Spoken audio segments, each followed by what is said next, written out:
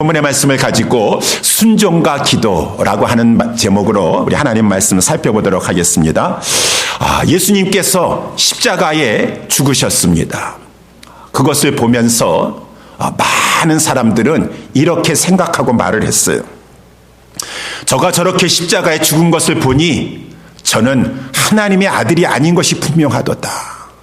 저가 무슨 구세주냐? 저가 무슨 메시아냐? 아니, 하나님의 아들이시라고 한다 그러면은 하나님이 신성을 가지신 전능하신 하나님이시오. 그의 아들도 신성을 가진 전능하신 그러한 자일 텐데 저렇게 십자가에서 비참하게 죽었으니 그는 하나님의 아들일 리가 없다. 그리고 자기 아들이 저렇게 처참하게 죽어가는데 가만히 보고 있는 아비가 어디 있느냐? 저가 정말로 하나님의 아들이라고 한다 그러면은 저렇게 호소하고 절규하고 비참하게 죽어가고 있는데 그 아비가 하늘에서 보고서는 가만히 있겠느냐? 아니다. 저 십자가에 매달린 자는 하나님의 아들일 수가 없다. 구세주일 수가 없다. 하나님이 보내신 메시아일 리가 절대 없다. 일 수가 없다. 라고 많은 사람들은 그렇게 생각했어요. 예수님의 제자도 그랬어요. 그래서 누가복음 24장에 보게 되면은 예수님의 제자들도 슬퍼하고 그 가운데 엠마오로 가는 두 제자가 있었어요. 예수님의 제자가 되어가지고 예수님 따라가려고 했었는데 너무너무 충격을 받아가지고 저들은 슬퍼하면서 이렇게 말을 했습니다. 우리는 이 사람이 이스라엘을 구속할 자로 바랐었노라. 그런데 저렇게 십자가에서 힘없이 죽었노라. 우리가 잘못 스승을 선택했노라. 라고 하면서 엠마오로 슬픈 얼굴에 기색을 띠면서 돌아가는 그러한 제자들도 있었다. 라고 했으니 많은 사람들은 십자가를 보고 하나님의 아들일 리가 없다. 구세주일 리가 없다.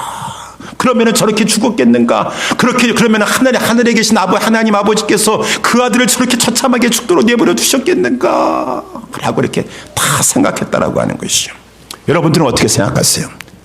그렇게 생각하십니까? 그런 분들은 아무도 없으시겠죠. 그렇지 않습니다. 그렇지 않습니다. 예수님이 십자가에 죽으신 것은 힘이 없어서 하나님의 아들이 아니시기 때문에 사람이기 때문에 어찌할 수 없어가지고 그저 처참하게 비참하게 실패자로 죽은 것이 아닙니다. 예수님이 죽으신 것은 자기가 스스로 죽음을 택하신 것입니다. 자신을 주신 것입니다, 여러분. 그렇게 성경에서 말씀해 주고 있어요. 그래서 우리 갈라디아서 2장 20절 말씀 우리 성도님들 많이 좋아하시는데 내가 그리스도와 함께 십자가에 못 박혔나니 그런즉 이제 내가 산 것 아니요 오직 내 안에 하나님의 아들 예수 그리스도께서 사신 것이라. 이제 내가 육체 가운데 사는 것은 나를 사랑하사 자기 몸을 버리신 우리 주님이 스스로 버리신 것이에요. 스스로 버리신 거예요. 자기 목숨을 우리를 위해서 우리를 구원해 주시기 위해서 나를 위하여서 죄 가운데 건져주시사 죄사함의 은총을 누려서 하나님과 의로운 관계를 맺으면서 천국의 영생을 맛볼 수 하기 위하여서 우리 주님이 자기 몸을 버려주셨다. 자기 몸 버리신 하나님의 아들 예수 그리스도를 믿는 믿음 가운데 사는 것이니라 우리는 알고 있어요. 우리 예수님이 죽으신 것은 그 십자가에서 우리를 위해서 죄사함을 위해서 자신을 버리셨습니다. 우리 복음성가도 그러한 찬양 많이 부르는 것 가운데 우리가 그러한 복음성가 가운데 바다 같은 주의 사랑 우리 불리지 않습니까? 바다 같은 주의 사랑 내 마음속에 넘치네. 생명의 주 우리를 위해 보혈 흘려 주셨네. 보혈을 그냥 어쩔 수 없이 막 이렇게 그냥 피가 흘린 것이 아니에요. 보혈을 흘려 주셨어요. 이 피와 이 주님이 흘려 주신 이 보배로운 보혈이 아니면은 우리의 죄를 씻을 수가 없기 때문에 주님이 우리를 위해서 보혈 흘려 주신 것이니라. 정확히 알도록 하라. 보혈을 흘려주셨다. 생명을 내어주신 것이니라. 스스로 우리를 위해서. 그것이 이제 십자가에서 말씀해 주고 있는 것이요. 하나님도 마찬가지입니다. 하나님이 자기 아들을 죽는 것이 안타까우셨는데 하나님께서 그 자가 자기 아들이 아니기 때문에 건져주시지 않으신 것이 아니라 성경은 명명백백하게 말씀해 주셔서 고린도후서 5장 21절에도 하나님이 죄를 알지도 못하는 자로 우리를 대신하여 죄를 삼으신 것은 삼는다라고 하는 것은 영어 성경에 보니까 God made him이라고 되어 있어요. God made him sin for us. 우리를 위해서 죄로 made, make의 과거형 아니겠습니까? 하나님께서 그렇게 만드셨다라고 하는 것입니다. 저로 하여금 우리의 죄를 위해서 이 죄를 담당하시는 제물이 되도록 하나님께서 그렇게 다 작정하시고 계획하시고 목적하시면서 그 일을 다 그렇게 되도록 하나님이 하신 것이니라. 우리를 대신하여 죄를 삼으신 것은 우리로 하여금 저희 안에서 하나님의 의가 되게 하려 하심이니라. 하나님이 우리를 위해서 그렇게 그 아들이 호소하고 절규하고 있으면서도 불구하고 하나님께서 참으시고 인내하시면서 우리가 담당해야 될 그 모든 저주의 잔을 다 당신의 아들에게 쏟아부으셨느니라. 요한복음 1장 36절에도 보라 하나님의 어린 양이로다. 우리 예수님 바라보면서 하나님이 준비하신 이 속죄의 어린 양이 있어요. 하나님이 친히 준비하셨어요. 당신을 아들을 가지고. 그리고 우리 이사야서 53장 6절에 우리는 그릇 행하여 각기 제 길로 갔거늘 여호와께서는 우리 무리의 죄악을 그에게 담당시키셨도다. 하나님이 주관하신 거예요. 그렇게 되도록 십자가에 그 아들이 달리시도록 담당시키셨다는 것은 영어로 보니까 God laid on, 우리의 모든 죄가를 다 laid on him, 우리 예수 그리스도에게, 어린 양 대신 예수 그리스도에 다 거기다가 놓으셨도다. 담당시키셨다. 씌우셨도다. 지게 하셨도다. 그래서 우리의 모든 죄가를 다 그에게 담당시키신 다음에 하나님께서 우리가 받아야 될 그 모든 저주의 심판의 잔을 다 우리 주님에게 부으셨도다. 그렇기 때문에 우리 주님은 십자가에서 달리신 것은 우리를 구원하시기 위해서 스스로 자기의 목숨과 피를 내어주시고 쏟으신 것이요. 우리 하나님은 우리를 구원해 주시기 위해서 그 모든 것을 다 하나님께서 그렇게 하신 것이니라. 그렇게 하나님께서 모든 것을 실행한 것이니라 라고 그렇게 말씀해 주고 있어요. 그래서 우리는 그 누구도 그 십자가의 예수 그리스도를 바라보면서 저가 하나님의 아들일 리가 없다. 그렇다면 하나님이 그렇게 하셨겠느냐라고 그렇게 믿는 사람은 아무도 없어요. 예수 그리스도께서 십자가에 달려 죽으신 것을 보니까 하나님의 사랑이 크시도다. 우리를 구원하시기 위해서 저렇게 독생자를 십자가에 다루셨고 우리 주 예수 그리스도는 끝까지 십자가에 내려오지 아니하시고 다 이루었다라고 하시면서까지 우리를 위해서 아낌없이 자신을 내어주셨구나. 십자가를 보면서 하나님 아들이시오, 우리 주 예수 그리스도시오, 당신이 구세자이십니다. 하나님의 사랑에 감사하고 우리 주님의 희생과 헌신에 감사합니다 라고 하는 것이 성도의 십자가를 향한 반응이라고 하는 것입니다. 여러분, 그렇지만 많은 사람들은 그것을 알지 못해요. 많은 사람들을 알지 못해. 제자를 할지라도 처음에는 그렇게 슬퍼하고 낙심하고 회의를 품고 막 그랬었어요. 근데 하나님께서 결정적으로 그가 내 아들이도다. 너희들은 그가 하나님의 아들일 리가 없다라고 말하고 있지만 그가 내 아들이다. 그가 내가 보낸 메시아다, 구원주다 라고 하는 것을 아주 확정적으로 증명시켜 주신 것이 있으니 하나님께서 예수님을 부활시키셨다라고 하는 것입니다. 다시 살리셨다라고 하는 것이에요. 그래서 여러분, 제가 부활절 때 자주 인용해서 말씀드리는 말씀이 있죠. 시편 2편, 너는 내 아들이라 오늘날 내가 너를 낳았도다 라고 하는 그 말씀이에요. 여러분, 다윗이 완전히 죽는 지경까지 내려갔었어요. 사람들이 다윗을 대적하려고 하는 자가 저 기름 부었다고 하는 그 다윗 우리가 죽여버리자. 저들이 경영하고 도모하여 가지고 막 대적끼리 서로 손을 잡고 우리가 그 결박을 끊어버리자. 우리가 그 결박을 맨 것을 풀어버리자라고 하면서 그랬어요. 다윗이 죽는 지경까지 내려갔었어요. 그렇지만 결정적으로 하나님께서 다윗을 살리심으로 말미암아 다윗이 내가 기름 부었다, 내가 저를 왕으로 세우려고 하는 그러한 자다라고 하면서 하나님께서 다윗을 높이시면서 다윗이 하나님의 그 인정하신 기름 부으신 자라는 것을 만방에 보여주셨던 것처럼 다윗은 물론 인간이기 때문에 그저 거기서 죽었다 끝났지만 하나님께서 예수 그리스도를 부활시키심으로 말미암아 그 육신을 살리셔서 영원히 죽지 않게 하심으로 말미암아 예수님이 하나님의 아들이시구나, 예수 그리스도께서 하나님이 보내신 메시아이시구나라고 하는 것을 최종적으로 부활로 확증해 주셨다라고 하는 것입니다. 그래서 부활은 예수님이 하나님의 아들이시라고 하는 것을 확증시켜 주시는 사건이요.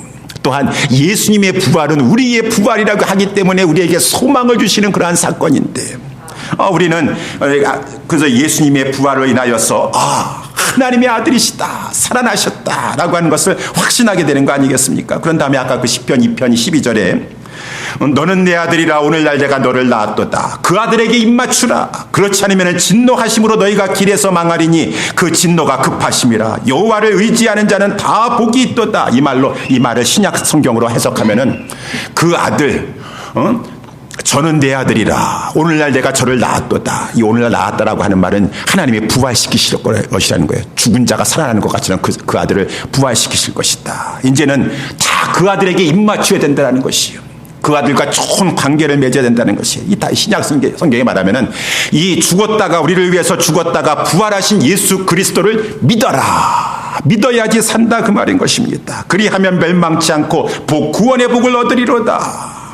이것이 이제 복음 아니겠습니까? 그래서 이 예수 그리스도의 십자가에 이루어주신 우리를 위해 하신 그 속죄함의 역사와 우리 주님이 부활하심으로 말미암아 그가 하나님의 아들이신 것을, 그가 구세주이신 것을 이제는 주님 재림하실 때까지 모든 족속에게 이제 구원받은 사람들이, 믿고 구원받은 사람이 다 땅끝까지 전파하는 것이 우리 지난번에 말씀해 드린 대로 이 땅에서 우리가 해야 될 하나님의 일이다라고 하는 것이 하나님의 일이에요.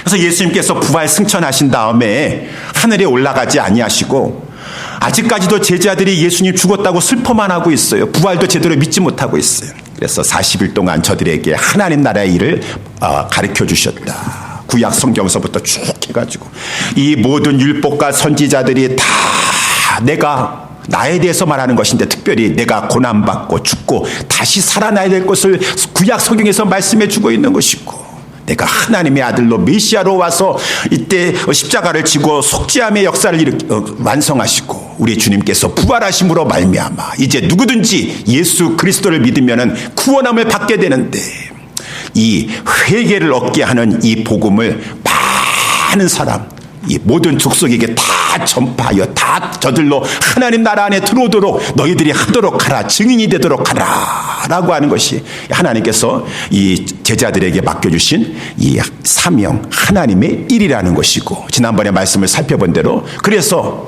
저와 여러분들도 이 세상 살아가는 동안에 물론 내가 가게도 하고 연구원으로 일하기도 하고 군대에서 복무하기도 하고 다 하고 했지만 우리는 영적으로 하나님께서 우리에게 맡겨주신 사명이 있어요. 그것은 하나님의 일을 하라라고 하는 것이요, 복음을 증거하라라고 하는 것이요.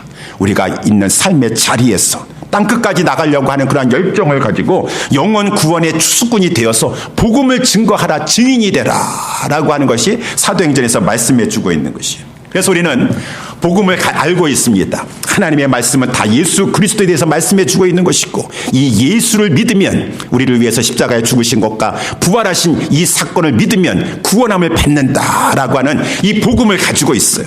그래서 이제 복음을 가지고 저와 여러분들은 하나님의 일을 하려고 해요. 증인이 되려고 해요. 하려고 했습니다. 그런데 이 복음이 참으로 중요하지만 이 복음만 있으면은 부족해요. 그렇다고 해서 여러분 오해하지 마세요. 복음이 부족하다, 하나님의 말씀이 부족하다라고 하는 말씀이 아니에요.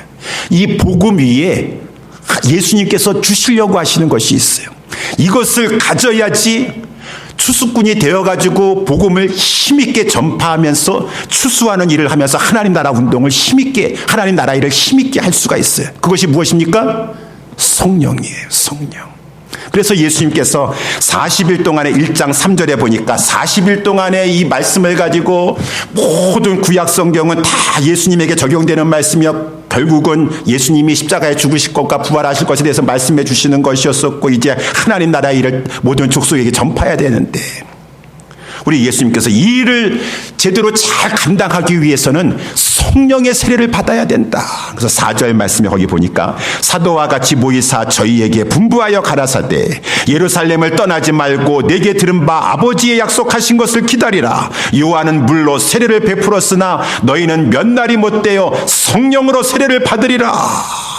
성령 받고 이 복음을 들고 나아가서 복음을 전파해야 되니라. 복음을 전파하는 것은 제자들만 하는 것이 아니라 사도들만 하는 것이 아니라 남녀노소 어떠한 신분 계급을 초라하여서 아비들도 성령 주실 것이고 아비들도 그렇게 하실 것이고 그 다음에 청년들에게도 성령을 주실 것이고 아이들에게도 자녀들에게도 성령을 주실 것이니 다 성령 받아서 이제 성령은 권능의 영이시다. 오직 성령이 너희에게 임하시면 너희가 권능을 받고 예루살렘과 온 유대와 사마리아와 땅끝까지 나아가면서 내 증인이 되어야 될 것이니라. 그랬으니 이제는 이 말씀을 통하여 복음을 알았느냐. 성령 세례 받기를 기다리라. 성령의 세례를 받아서 너희들이 내 증인된 사명을 감당해야 될 것이니라 라고 이렇게 말씀해 주고 있는 것이에요. 그래서 여러분, 저와 여러분들이 성령의 권능을 받아야 된다라고 하는 것입니다. 목사님만 제가 성령 권능 받아야 되겠죠. 충만한 성령 근데 여러분들도 받으셔야 돼요. 자녀들도, 우리 아비들도, 청년들도 다 우리는 하나님의 일을 해야 되기 때문에 성령을 충만한 가운데 성령의 능력을 받아야 되는 것이요. 특별히 이 시대가 악하다고 하는 것이요. 그래서 우리 성경에서도 보게 되면은 말세에 고통하는 때가 이를 것이다 라고 하는데 아주 사람들이 이기주의적입니다. 사람들이 다 자기를 사랑하며 교만하며 그 다음에 거역하며 그 다음에 무정하며 원통함을 풀지 아니하며 배반하기를 잘하며 이 시대의 특성에 점점 앞으로 그렇게 될 것이요. 점점 그래가지고 이 시대가 사람들이 너무 자기 중심적이고 이기적이고요. 자기 돈만 생각하고 거역하기를 잘하고 요즘 너무 사람들이 무정해요. 원통함을 풀지 않아요. 그리고 막 배반하길 잘하고 배신하길 잘하고 그래가지고 요즘은 교회 운동하기가 힘들어요. 그렇게 푸념만 하고 있을 것이요. 그러면은 하나님께서 우리 예수님께서 주님 재림하실 때까지 이 운동하라고 하는데 이제는 점점 갈수록 불가능해지는 것입니까? 그것이 아니시죠. 그 모든 것보다도 강력한 진이 되시는 우리 하나님의 말씀과 특별히 하나님께서 어저께도 새벽 예배 때 말씀해 주셨었는데 강력한 이 능력을 가지고 있을 힘이 되시는 성령을 받아서 우리 모든 성도들과 교회들이 세상 탓하지 말고 사람 탓하지 말고 우리에게 성령의 능력이 부족한 것을 생각하면서 성령 충만 받기를 성령 세례 받기를 소원하고 간구해야 될 것이니라 라고 하는 것이. 그러면은 성령의 충만한 세례를 받으려고 한다 그러면은 우리는 어떻게 해야 될 것인가? 물론 모든 일은 하나님의 주권 속에 있는 것이요. 내가 막 원한다고 해서 되는 것이 아니에요. 하나님의 주권 속에 있는 것이요. 그렇지만 하나님께서 성경 전체적으로 보면은 하나님의 주권 속에서 모든 것이 이루어지지만 성령도 주권적인 사역을 펼쳐나가고 계시지만 우리 성도들이 어떠한 자세를 취했을 때 우리 성령 하나님께서 우리 하나님의 주권 속에서 우리 성령을 부어주시는가, 권능을 베풀어 주시는가. 오늘 특별히 다음 주가 이제 오순절 성령 강림 주일인데 바로 오순절 성령 강림 전에 있었던 이 성도들의 취한 자세가 무엇인가. 그것이 이제 오늘 본문의 말씀의 제목이라고 하는 것입니다. 이 악한 시대에 우리가 이러한 자세를 취해서 성령의 능력을 간구함으로 말미암아 하나님 나라 운동, 교회 운동을 펼쳐나가야 될 것이니 어떠한 자세를 취해야 되겠습니까? 우리가 하나님 앞에서 두 가지 순종과 기도라고 하는 것이. 첫 번째는 저와 여러분들이 우리 예수사랑교회가 이 악한 시대 가운데 우리가 하나님의 사명을 잘 감당하려면은 철저히 하나님 앞에 순종하는 자세를 취해야 되겠다. 왜? 오늘 본문에 보니까 저들은 처음부터 끝까지 순종하는 자세를 취했을 때 오순절 성령 강림의 역사가 나타나게 되었더라고 하는 것이. 우리 아까도 제가 읽었지만 4절 말씀에 예수님께서 예루살렘을 떠나지 말고 아버지의 약속한 것을 기다리라. 세례 요한은 물로 세례를 베풀었으나 이제 우리 주님이 성령으로 세례를 베풀 것이니라 라고 이렇게 말씀했어요. 그래가지고 저들이 이제 저들은 대부분 다 갈릴리 사람들이래요. 예루살렘에 지금 왔다가 예루살렘에서 예수님께서 이제 부활 승천하시면서 이제 몇 날 있으면 성령 강림하니까 예루살렘 떠나지 말아라 라고 하니까 한 사람도 예루살렘을 떠나지 아니하고 다 예루살렘에 머물었다, 순종했다라고 하는 것이 예수님의 11제자서부터 시작해가지고. 그래서 이제 오늘 본문의 12절 말씀, 본문의 말씀을 보니까 제자들이 감람원이라고 하는 산에서, 여기에 예수님께서 승천하셨어요. 감람원이라고 하는 산. 감람원이라고 하는 산은 우리 감람산이죠. 여기 이제 예루살렘과 서로 마주보고 있어 가깝습니다. 그래서 예수님이 하늘에 올라가시는 것을 감람산에서 다 보았어요.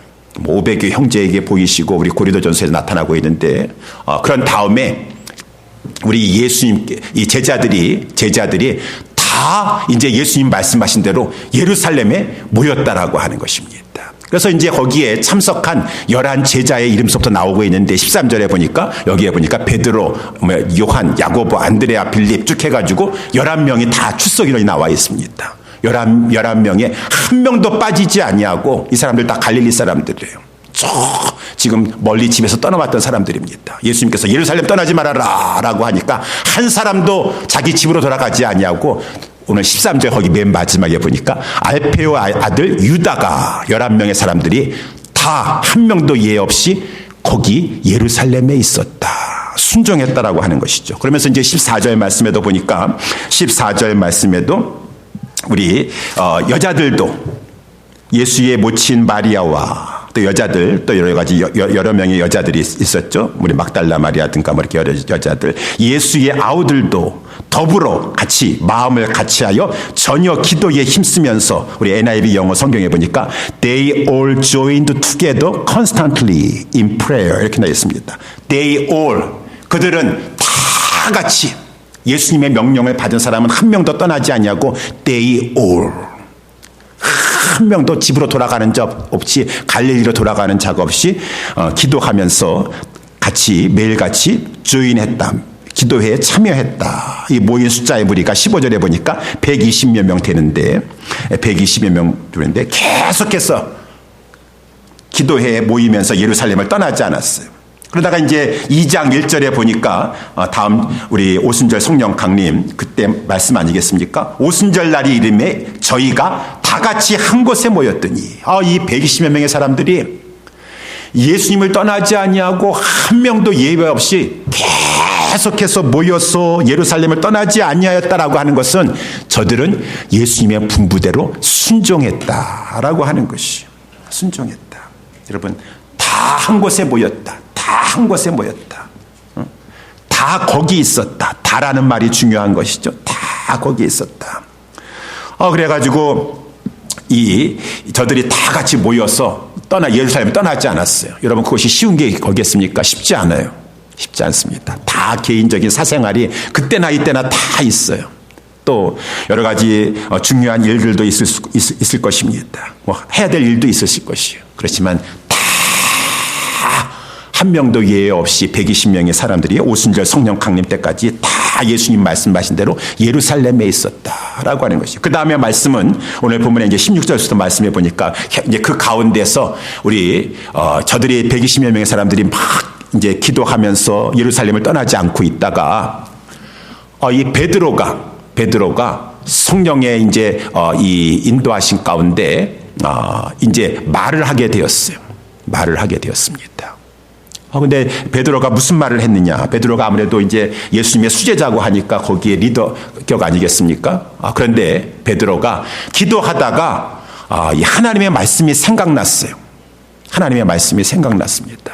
그 말씀은 시편의 말씀이라고 하는 것이죠. 그래서 모든 말씀은 성령의 감동으로 된 말씀 아니겠습니까? 구약 성경도. 그러니까 형제들아, 베드로가 하는 말이에요. 내가 기도하는 중에 이 시편의 말씀이 생각났다. 성령이 다윗의 입을 의탁하사 말씀하신 것이다. 그렇죠. 다윗은 그저 이 도구이고 말씀하신 이는 성령 하나님이었어요. 성령님이 다윗의 입을 의탁하사 이 유다에 대해서 이미 구약 성경 때, 다윗 때 그 예언의 말씀을 하게 하셨다, 그 말인 것입니다. 그래서 가룟 유다. 그래서 가룟 유다는 예수 잡는 자들을 지로한, 앞장서가지고 앞잡이 노릇하면서 예수님을 잡는 데 앞잡이 노릇했던 그 가룟 유다를 가리켜 미리 그 시편에서 말씀하셨는데 이 시편의 말씀이 이루어졌도다 이 말씀만 보더라도 여러분, 예수님이 십자가에 죽으신 것은 다 하나님이 작정하신 대로 이루어진 것이에요. 다 예언하신 대로 이루어진 것이에요. 그 가룟 유다가 누굽니까? 17절의 말씀에 나와 있는 것처럼 이 사람이 본래 우리 수 가운데 참여하여 이 직무의 한 부분을 맡았던 자라. 저가 12제자 12사도 중에 하나가 아니었었습니까? 18절 말씀에도 보니까. 그런데 저가 예수님을 배반하였었죠. 그래서 그 마태복음 복음서에도 보게 되면은 예수님을 은 30에다가 팔았습니다. 자기가 대제사장들과 장로들을 찾아가가지고 여러분들이 예수님 지금 어디 있는지 알고 싶고 예수님 잡으려고 하죠? 제가 앞장서겠습니다. 그러면은 저한테 돈 얼마 주시겠습니까? 해가지고 은 30을 쳐주겠다. 저들이 그러냐 라고 하면서 막 가룟 유다를 막 환영했을 것이에요. 그래가지고 이제 가룟 유다가 은 30을 받아가지고 예수님 넘겨주지 않았습니까? 앞잡이가 돼가지고. 그랬는데 예수님이 막 처참하게 십자가를 지고 가는 것 가운데 그가 양심에 찔리게 됐던 것이에요. 그래가지고 뉘우치게 되었습니다. 나중에 이제 은 30을 가지고 다시 대제사장들과 장로들에게 찾아왔어요. 저는 이거 돈 안 받겠습니다. 라고 했어요. 그랬더니만은 악인들이 무섭습니다. 마태복음 23장 3절에도 보니까 돈을 갖다 주니까 너 가룟 유다야, 너가 무죄한 자를 가지고 이 사람 대제사장들과 장로들도 알고 있어요. 무죄한 자를 가지고 너가 팔아버리지 아니했느냐? 그것을 왜 가지고 왔느냐? 너가 무죄한 자를 팔았으니 너가 당하여라. 여러분, 악인들이 손잡고 그렇게 예수 죽이면서 그렇게 했다가도 그 돈을 다시 갖다 주니까 대제사장들과 장로들이 가룟 유다가 처음에 예수님 팔다고 했었을 때는 그렇게 좋아가지고 막 등 떨겨 주다가도 이제는 저거니까 너가 그 무지한 자를 죽이는데 앞장서지 않았느냐? 너가 그걸 당하도록 하라. 라고 하면서 그러니까 가룟 유다가 이제 나가버렸어요. 나가니까 우리 이 돈을 가지고 이 불결한 돈, 저 가룟 유다와 같은 악한 자의 무지한 자를 죽인 돈 우리 성전구에다가 그것을 둘 수는 없지. 라고 해가지고 저들이 그것을 가지고 토기장의 밭을 사가지고 나그네의 묘로 만들었다라고, 묘로 삼았다라고 했어요. 그러면서 이제 유다는 밖에 나아가가지고 높은 곳에 올라가서 목을 달아가지고 자살을 하고 죽었습니다. 근데 그가 아마 높은 곳에다가 떨어져가지고 몸이 곤두박질하여가지고 배가 터지면서 창자가 터져나와 죽게 되었다. 오늘 본문의 말씀이 거기 나오게 된 것이죠.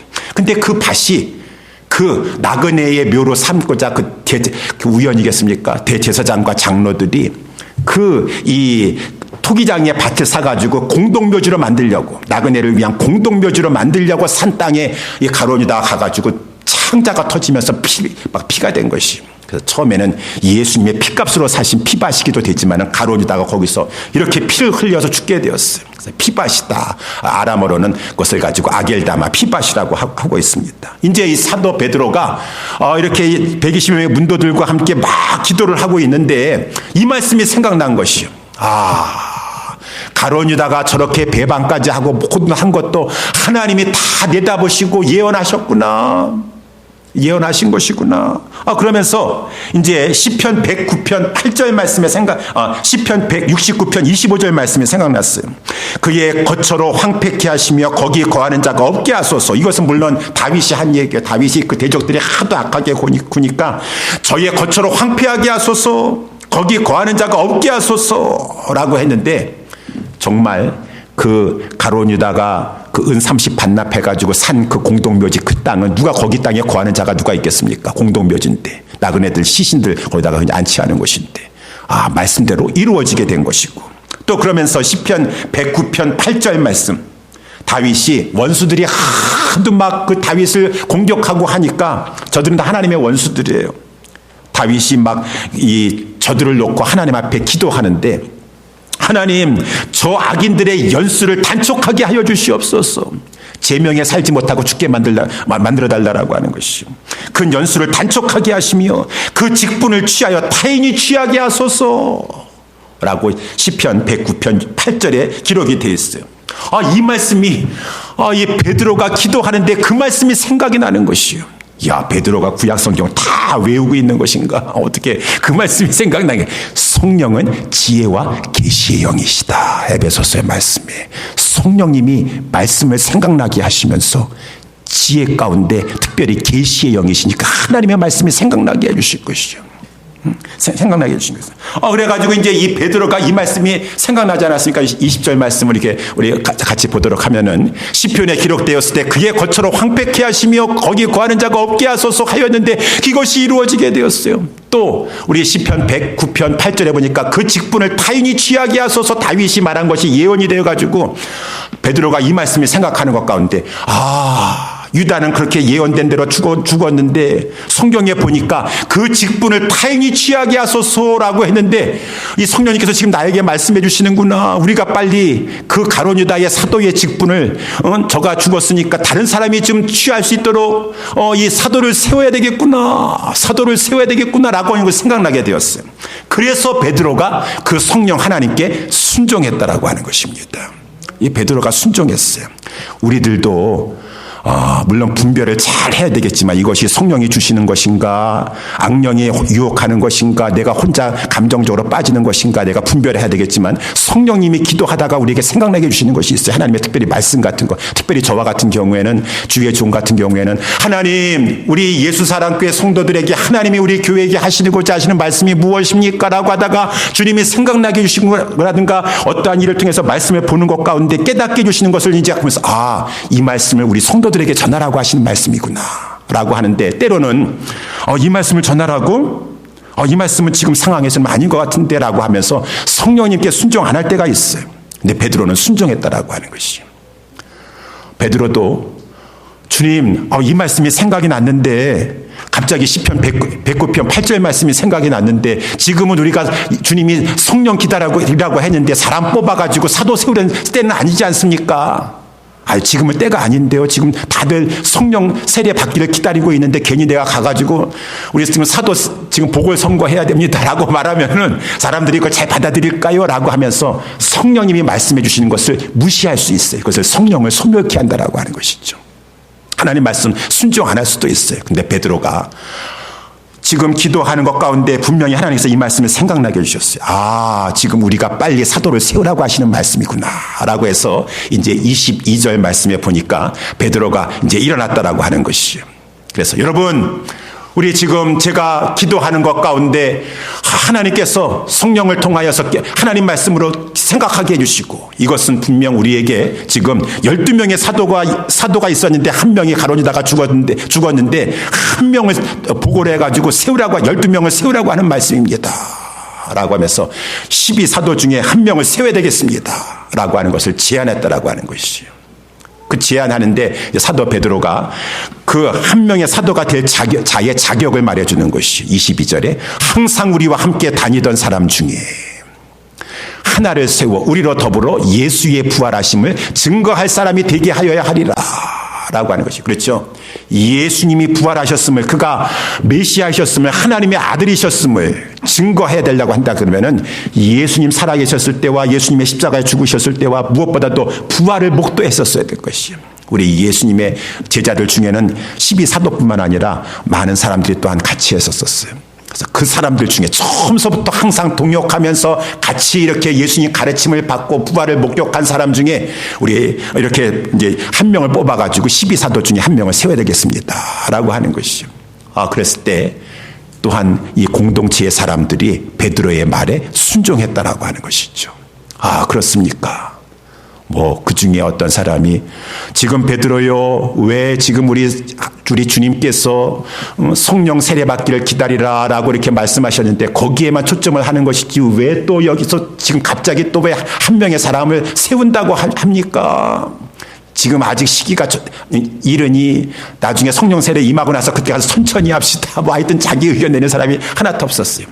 그렇습니까? 성령 하나님이 말씀하시는 것입니까? 그래서 이제 저희가 23절에 저희라고 하는 것은 그 120여 명의 문도들이 그럼 우리 가운데 처음서부터 항상 함께하면서 12사도에는 포함되어 있지 않았지만은 항상 함께하면서 가르침을 받고 부활을 목격한 사람이 누군가라고 보니까 거기에 이 요셉이라고 하는 사람은 이름도 많아요. 별명도 많아요. 바사바라고도 하고 유스도라고도 하는 요셉이 있었어요. 근데 마띠아가 이 두 명이 있었습니다. 이 사람을 청구하였다, 추천하였다라고 하는 것이. 그래서 이제 24절 말씀에도 보니까 24절 말씀도 저희가 이제 하나님 앞에 기도하는 것입니다. 하나님, 우리가 이제 여기 해당되는 자격을 가지고 있는 사람이 두 사람입니다.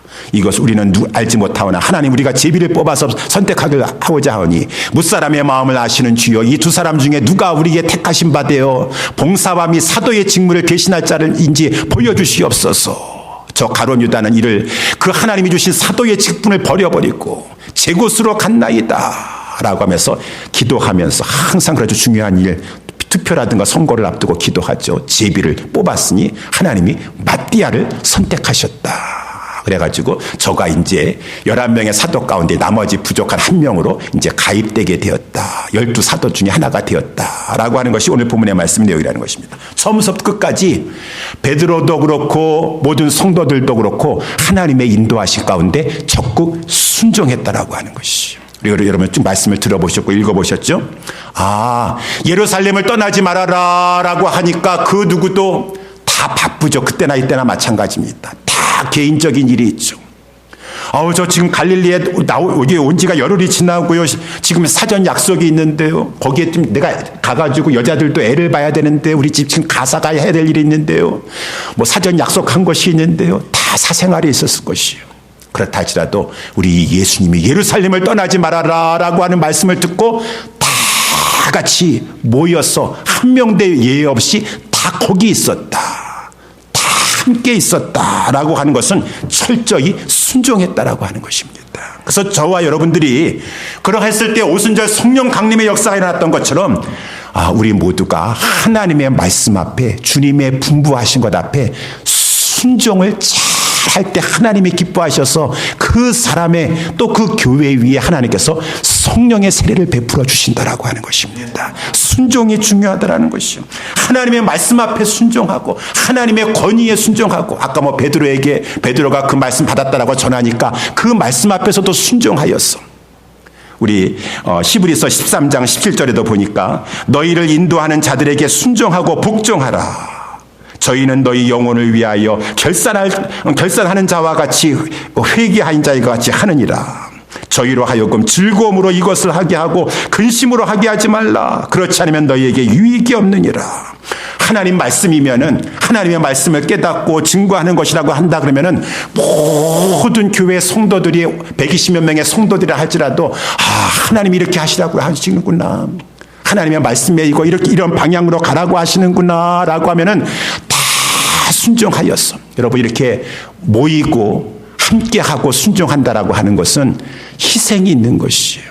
다 내 스케줄이 있어요. 다 내가 해야 될 일이 있습니다. 그렇지만 거기에 계속해서 함께 모였다라고 하는 것은 그 모임, 주님의 명령과 주님의 분부를 따르는 것이 최고로 중요하기 때문에 다른 중요한 일도 희생하고 따라가는 것이에요. 희생하고 다 사정이 있지만 그 사정까지도 희생하고 따라가는 것이죠. 이것이 얼마나 귀합니까? 우리 여러분도 잘 알다시피 뭐 큰 교회는 다 함께 전교인 출석하는 것이 어려울지 모르겠지만 그렇게 많지도 않은 교회 성도 중에서 정말 전원이 참석하는 경우가 우리 여기 예배위원회에서도 출석 체크를 하고 구역장님들도 출석 체크를 하고 우리 또 김준경 장로님도 당에 서기려서 출석 체크하시는데 여태까지 온 중에서 온 교인 전원 출석한 적이 있습니까? 몇 명 안 돼도 너무 힘들어요. 주일날입니다. 우리 주일 예배에 생명 겁시다. 이 사정이 있고요, 저 사정이 있고, 이 일이 있고요, 저 일이 있어가지고 그냥 우리는 하나님의 뜻인 줄 알지만 주님이 이 복주사 거룩하게 하신 날인 줄 알지만은 주일을 존중히 여기는 것이 하나님을 존중히 여기는 것이 알지만은 이 일이 있고 저 일이 있어가지고 몇 명 되지도 않는 성도들이 전부 다 거기 있어 다 함께 해서 이것도 쉽지가 않다는 것이요. 주일 예배 뿐만 아니라 몇 명 안 되는 소그룹 성경 공부 모임을 한다든가 무슨 기도회 모임을 한다든가 전부 쫙 몇 명 안 되는 성도를 하시라도 다 참여하셨습니까? 이것이 힘들어요. 왜 힘듭니까? 여러 가지 사정도 있겠지만 그만큼 순종이 힘들어요. 순종이 힘들어요. 사정이 있기 때문에 그 사정까지도 희생하면서 그래서 순종하는 것이 힘들다는 것입니다. 제가 아까도 광고 말씀드렸지만 저는 자격도 부족하고 제가 능력도 없고 저는 전혀 그런 게 싫어요. 그런데 우리 교단에서도 저를 가지고 그냥 일방적으로 임명해 버렸어요. 목사님이 회의 때 이렇게 막 회의록을 작성하십시오라고 임명을 했어요. 저는 그거 하기 싫은데. 그리고 맨날 모이면은 우리 버지니아하고 메릴랜드가 묶여 있기 때문에 버지니아 교회들이 많거든요.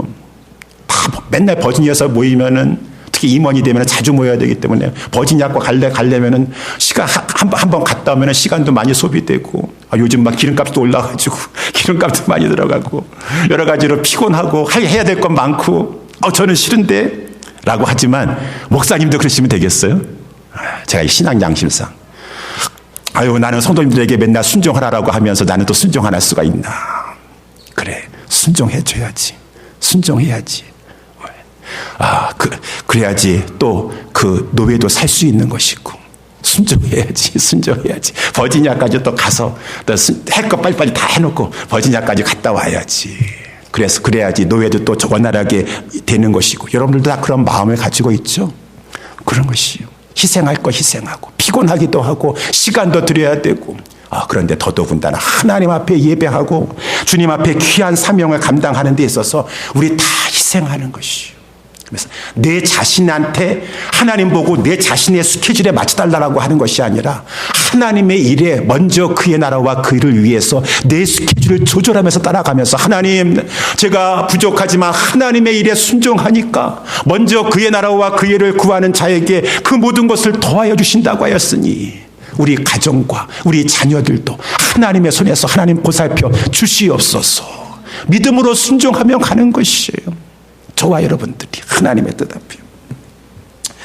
여러분 그러할 때 하나님께서 기뻐하셔서 순종하는 자에게 성령의 능력을 부어주신다라고 하는 것이요. 성령의 능력을 부어주시는 것이요. 그래서 우리 예수님이 그러셨지 않으셨습니까? 하나님의 아들이시라도 순종하셨어요. 겟세마네 동산에서 기도하실 때에 우리 예수님께서는 하나님 앞에 버림받는 것만큼은 피하고 싶으셨어요. 1초 순간이라 할지라도 아버지요 할만하시거든 이 잔을 내게서 그냥 지나가게 하여 주옵소서. 그렇지만 나의 원대로 마옵시고 아버지의 원대로 되기를 원하고 나의 뜻대로 되는 것이 아니라 아버지의 뜻대로 되기를 원하나이다. 내 뜻대로 되는 거야. 사는 것이 아니에요. 내 원대로 사는 것이 아니에요. 아버지의 뜻과 아버지의 그 원대로 거기에 나 자신을 맞춰가는 순종의 사람이 되어야 된다라고 하는 것이에요. 그래서 우리 히브리서 5장 8절에도 그가 아들이시라도 받으신 고난으로 순종함을 배워서 온전하게 되었은즉 자기를 순종하는 모든 자에게 영원한 구원의 근원이 되시고 우리 예수님이 하나님이신데 성자 하나님이신데 무슨 순종함을 배우셔가지고 온전하게 되었다라는 건 말씀인가 좀 말이 좀 이상하지만 이 말씀은 당연히 우리 주님은 순종하시죠. 그 성품상 순종의 성품을 가지고 계세요.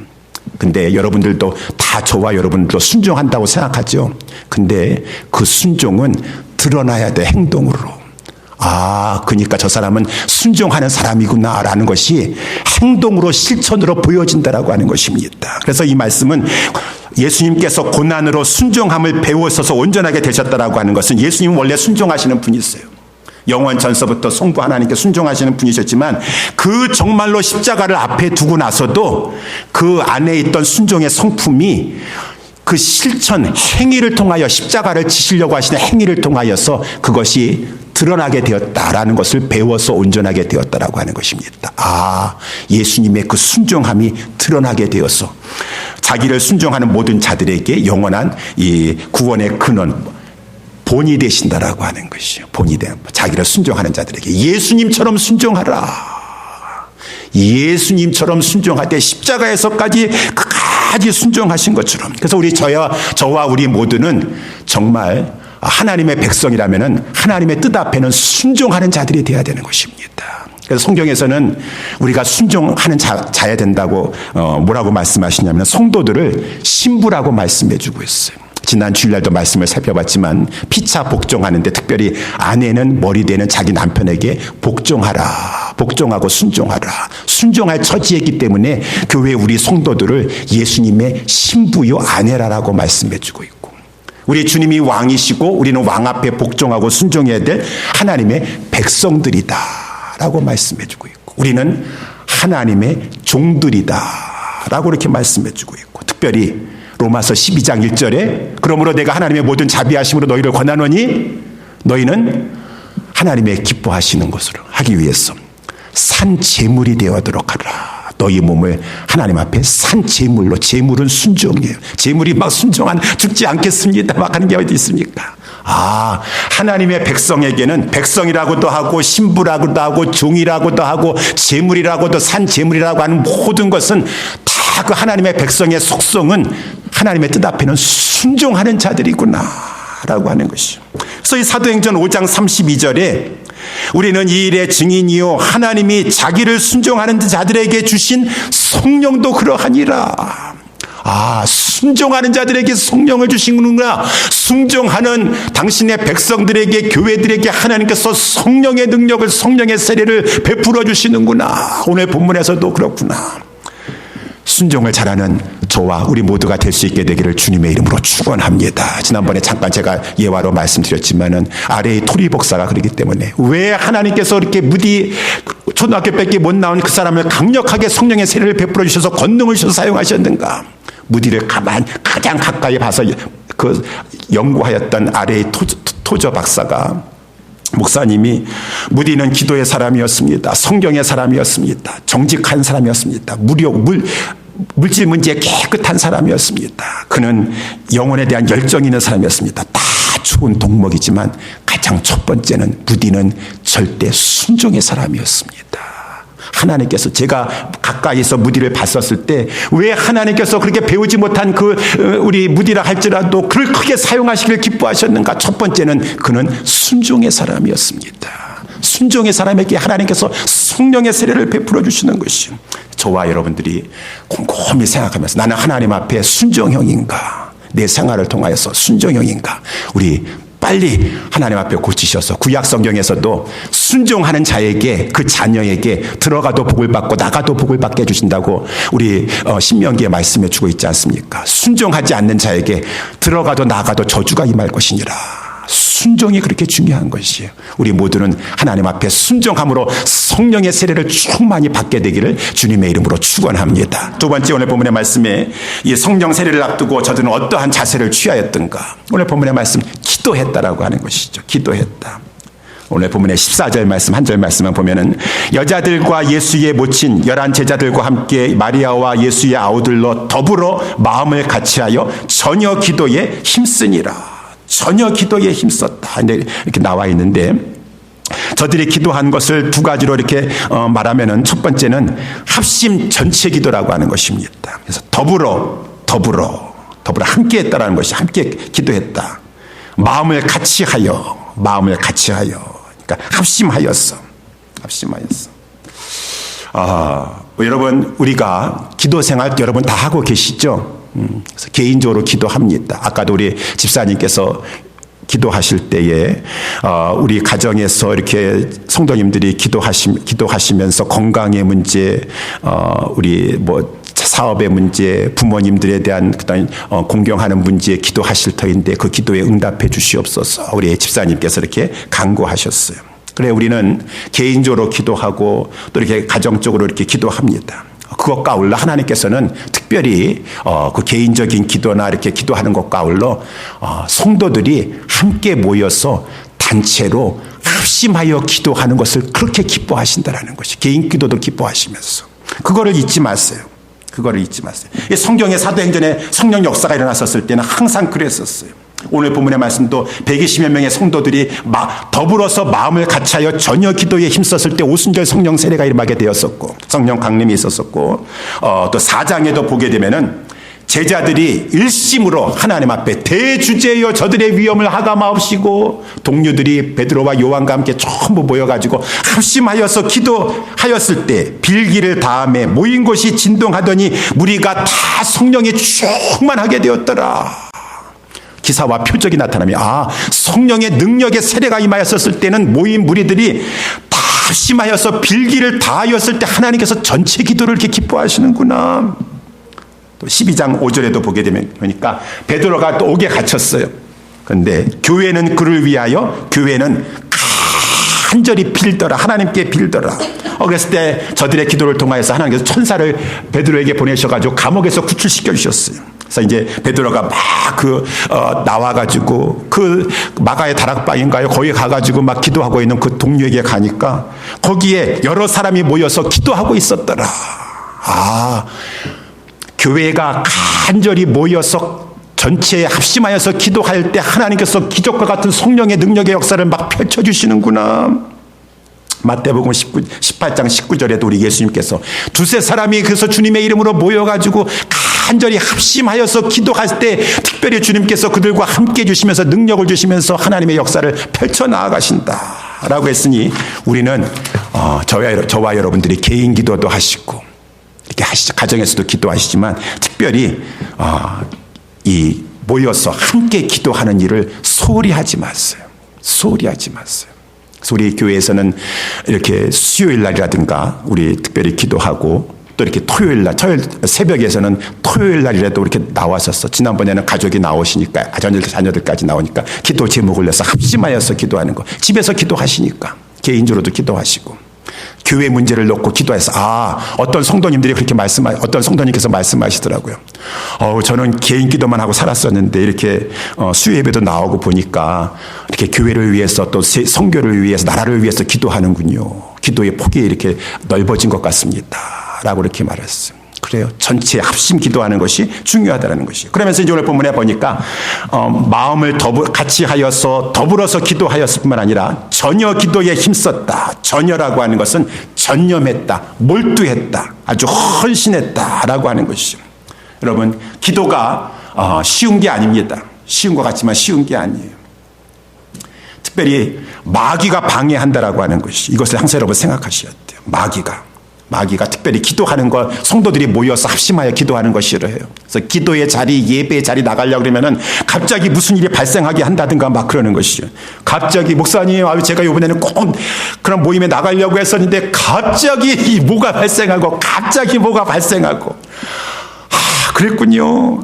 그거 그냥 그래도 나오셔야 되는데 기도하는 자리에 그냥 몸을 던지셔야 되는데 지금 수요일마다 우리 성경 인물에 대해 살펴보고 있는데 막 수로보니게 여인도 그렇고 예수님이 시험하시기도 하셔가지고 냉담하게 하시기도 하시고 차가운 말씀도 하시는데 다 시험이에요. 마귀가 또 유혹하고 시험을 주기도 하고 그거 뚫고 나오시면은 내 믿음이 크도다고 그때 역사가 일어나는 것인데 거기서 그냥 주저앉으시면 안 되시는 것인데 안타깝네. 글쎄 갑자기 그 문제가 생겨가지고요 나오려고 하니까요. 우리는 그때 영적으로 생각하셔야 돼요. 아니 왜 갑자기 이 생각했지? 교회 나오려는데 왜 갑자기 배가 아프게 생각했지? 배가 오니까 오늘 온라인 예배 드려야지. 그렇게 생각하지 마세요. 내가 지금 주님 앞에 나가려고 하니까 이 마귀가 마지막까지 나를 겁을 주고 있구나. 내가 죽으면 죽으리라 나올 때 그때 하나님께서 성령의 능력을 부어주시는 것이에요. 전념하라, 집중하라고 하는 것이에요. 또 우리가 나와서 기도한다고 할 때에도 집중해서 전념하여서 기도하는 것이 마귀가 막 나와서 앉아있는데 막 몸이 피곤하게 만듭니다. 집중해서 기도하지 못하게 만들어요. 그럴 때 마귀를 이기고 강력 하나님의 부르짖으면서 하나님 저를 붙잡아 주시옵소서. 마치 12에 혈루증 앓았던 여인이 예수님 옷자락 붙잡으려고 막 하는 것처럼 자기를 집중하여서 예수님만 바라보고 예수님에게 매달리면서 자기를 쳐서 막 기도하였을 때 기도에 몰입할 수 있는 것이니 전혀 여기 힘쓰라라고 하는 것이 우리 예수님이 하나님의 아들이시라 할지라도 기도할 때 힘썼다 그랬습니다. 그래서 누가복음 22장 44절에 예수께서 힘쓰고 더욱 애써 간절히 기도하시니 땀이 땀방울에 떨어지는 핏방울 같이 되는 정도로 막 힘써서 기도했다. 그래서 우리가 모여서 합심하였어. 주님 바라보면서 기도할 때 우리에게 성령의 능력을 베풀어 주셔야지 이 어두운 세대 가운데 강력한 하나님의 능력을 가지고 교회 운동, 하나님의 일의 사명을 감당할 수 있다라고 하는 것입니다. 교회를 위해서 기도해 주세요. 어저께도 새벽에 우리 에베소서 말씀에 살펴본 것처럼 우리 사도 바울은 교회를 위해서, 여러분 교회 사랑하십니까? 교회를 사랑하세요? 항상 나는 쉬지 않고 교회를 기도한다 그러더라고요. 교회를 위해서. 사도 바울이 그저 우리 교회가 잘 나가면은 무엇보다도 나보다도 교회가 잘 나간다 너무나 기뻐가지고 감사하기를 맞이 아니하고, 이거 정말 그 사람은 교회 사랑하는 사람이에요. 하나님의 교회가 잘 잘 하고 있다라고 하는 소식을 들으면은 감사하기를 stop, not stop, thanking for 우리 교회를 위하여서 열심히 한다는 것 때문에 감사하기를 맞아. 남의 교회의 그러한 이 열심을 가지고 내 자신이 무엇보다 기뻐해서 막 감사가 끊이지 않는다. 사도 바울은 교회가 막 어려움을 당하면은 다른 어려움은 위에 일은 고사하고 그것이 나에게 눌리는 자가 눌린다 그 말인 것입니다. 이 정말로 교회를 사랑하는 사람이에요. 여러분, 교회를 사랑하는 자가 예수님을 사랑하는 자예요. 예수님은 교회의 머리가 되십니다. 교회는 몸이십니다. 몸입니다. 그 예수님의 몸을 사랑한다라는 것이 예수님을 사랑한다라는 것이고, 그 교회에 무관심하다라는 것이 예수님을 무관심하다라고 하는 것이에요. 그래서 우리 교회를, 사도 바울도 막 교회를, 하나님 우리 교회를 위해서 기도합니다. 우리 성도들 건강하게 해주세요. 뭐 그런 기도도 중요하지만은 하나님의 종은 뭐라고 기도합니까? 하나님 우리 모든 성도들에게 성령을 주시옵소서. 성령을 부어주시옵소서. 성령님은 지혜와 계시의 영이시지 않습니까? 지혜와 계시의 영을 주셔서 우리 모든 성도들이 하나님을 알게 하여 주시옵시고, 더 마음의 눈이 밝혀져 가지고 하나님이 어떠한 분이신가, 하나님 우리에게 주신 그 부르심의 소망이 어떠한 것이고, 우리 하나님의 그 능력의 강력한 역사하심이 성도의 기업의 영광이 풍성한 것인지를 알게 하시고, 성령 주시옵소서. 또 성령을 주시옵소서. 그 성령님은 강력한 능력의 영이 아니십니까? 우리 교회를 세워주신 것은 우리 교회에게 은혜를 베풀어 주셔서 구원의 은혜, 그 구원의 은혜를 온 세상의 만물에 다 흘러 보내라고 주신 것이 아니겠습니까? 우리가 충만한 성령의 은혜를 받아서 온 만물을 충만케 하는 그러한 충만한 교회가 될 수 있도록 성령을 부어주시옵소서. 에베소서에 보니까 성령을 부어달라고 교회를 위해서 간절히 기도하더라고요. 이것이 사도 바울의 기도가 아니라 교회를 사랑하고 예수님을 사랑하는 모든 성도의 기도가 되어야 된다고 하는 것입니다. 교회를 위해서 기도하셔야 돼요. 여러분의 개인적인 기도예요. 하나님 앞에 나와서 합심하여서 기도하는 데 참여하세요. 우리 그렇게 살다라고 하나님께서 구원시켜 주신 것이고 존재한다라고 하는 것입니다. 말씀을 맺도록 하겠습니다. 여러분, 예수님도 기도하실 때 성령의 충만함을, 성령의 강림을 받으셨다. 우리 누가복음 3장 21절에 백성이 다 세례를 받을 때, 세례 요한으로부터 예수도 세례를 받으시고 기도하실 때 하늘이 열리며 성령이 형체로 비둘기같이 그 위에 강림하시더니, 기도해야 되겠구나. 순종하면서 기도해야 되겠구나. 그러는 것 가운데 우리 모두에게 오순절 성령 강림과 같은 풍성한 성령의 부어주심의 역사가 있었어. 그 능력 받아야 되는 것입니다. 저와 우리가 그 능력 받아서 이 땅에서 하나님의 일을 힘있게 감당할 수 있는 우리 모든 성도님들 다 될 수 있게 되기를 주님의 이름으로 축원합니다. 다 같이 일어나셔서 우리 찬송가 486장 새